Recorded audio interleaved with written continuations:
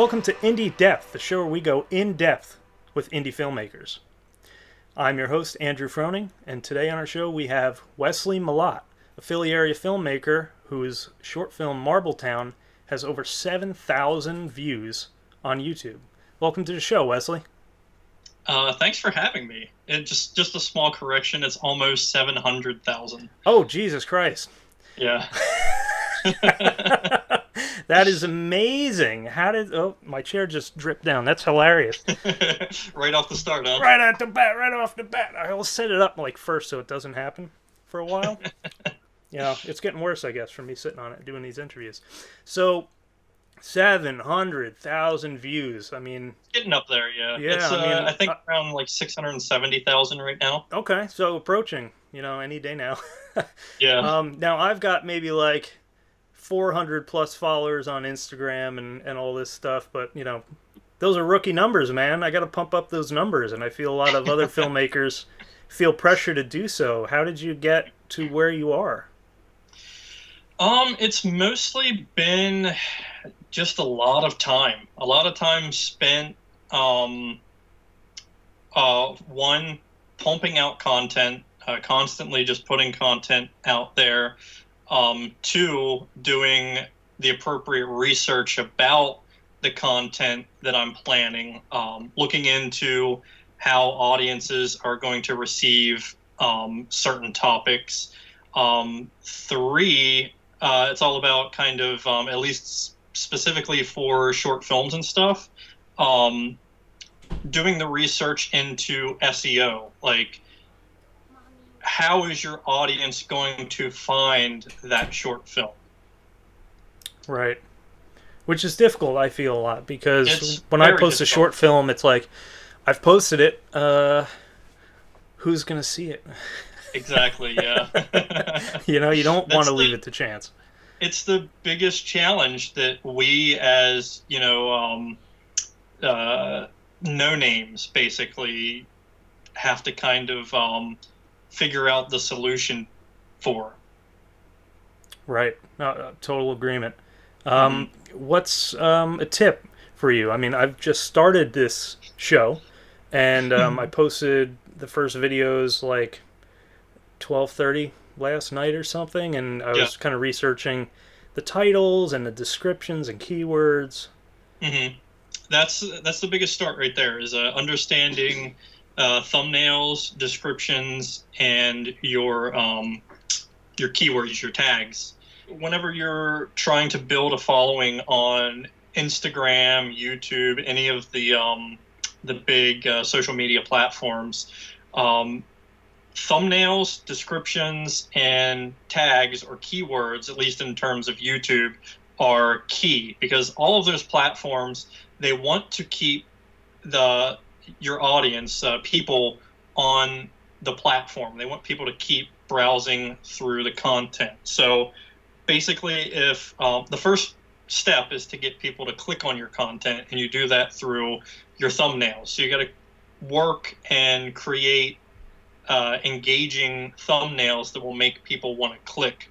The second part, and actually the second and third part kind of go hand in hand, is that the descriptions and keywords, because you write your descriptions kind of long, but you want to make sure that your descriptions kind of match what you're putting into your keywords / tags, because those two things kind of feed off each other, and that's how the Google and YouTube algorithms start recommending your content through search. So if you're writing a bunch of, I guess, like nonsense in your description, and then throwing in stuff like, for example, a channel that doesn't really match your content but is like super popular. Say you're a filmmaking channel, but you put PewDiePie in your tags.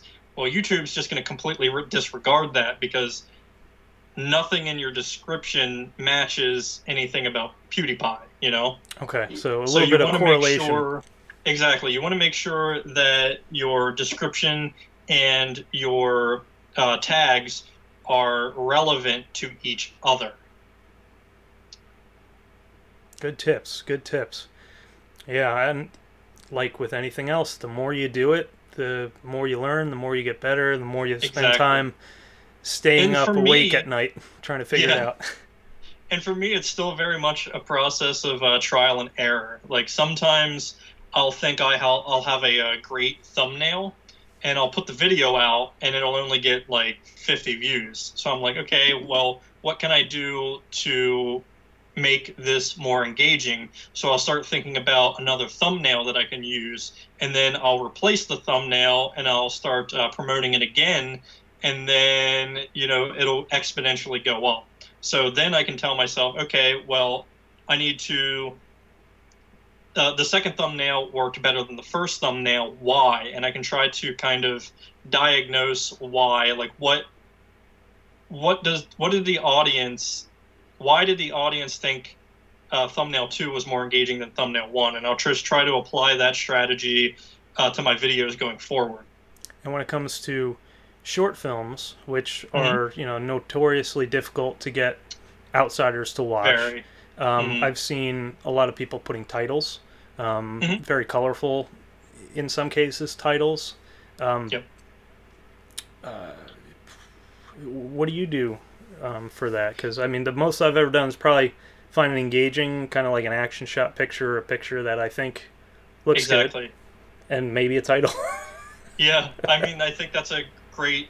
Uh, I think that's great advice because, like, my exact thought process is when I go through a short film to pick a thumbnail, I'm like, okay, what is a what?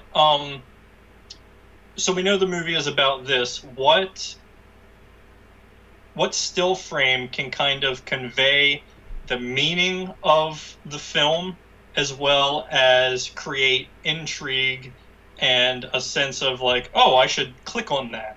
So I just kind of like browse through the movie after I'm done and just try to think about that when I'm picking a thumbnail. So, for instance, our short film Marbletown is about domestic abuse, and it's about a relationship of criminals who kind of fall into a domestic situation in their new home while they're on the run from the cops. And I thought like the perfect thumbnail to kind of uh, explain the plot and just an image is the shot in the movie where the boyfriend character has the girlfriend character up against the wall with his hands on her face. Mm-hmm. So And that right there, it conveys the plot about domestic abuse, and it also creates a sense of intrigue. Like people want to click on the movie and find out like what leads up to this point, how does it resolve, etc. now these days, do you think thumbnails are more important than a trailer? Yes, because I mean, you still like with trailers, you still run the same thing. You need to get people to click on your trailer, so you do that with a thumbnail. Right. So these days, you have to say a lot with a lot less. Yep. It's tough. It's a really difficult thing, and right, there's no right strategy. There's no right answer, but all you have to do is kind of just trial and error, see what works, and try to diagnose why.